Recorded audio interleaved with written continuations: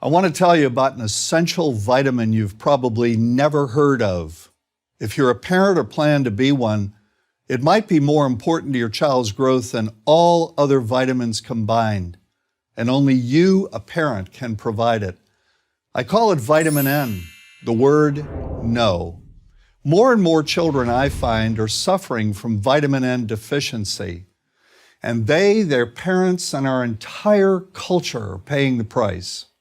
Let me illustrate my point with a story that's quite typical. A father, I'll call him Bill, gave his son, age 5, pretty much everything the little boy asked for.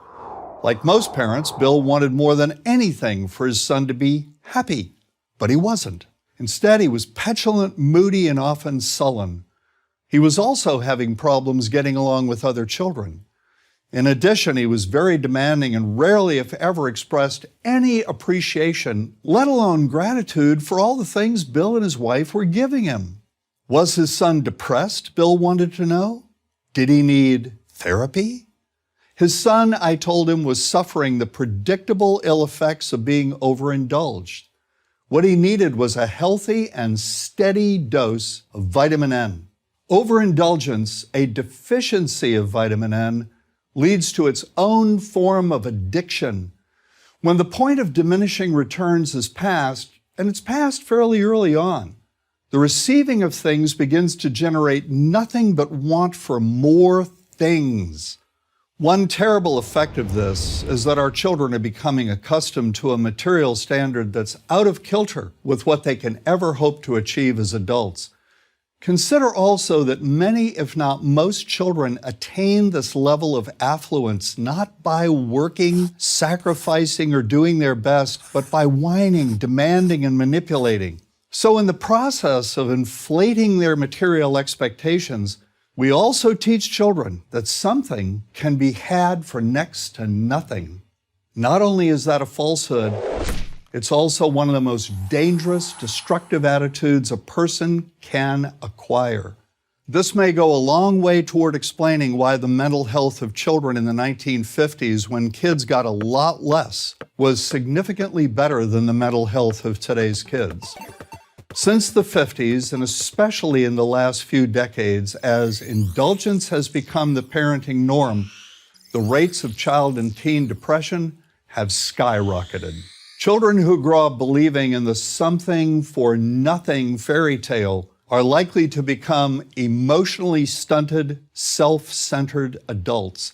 Then, when they themselves become parents, they're likely to overdose their children with material things. The piles of toys, plushies, and gadgets one finds scattered around most households.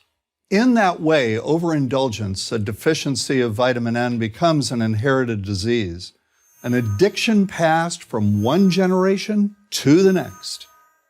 This also explains why children who get too much of what they want rarely take proper care of anything they have.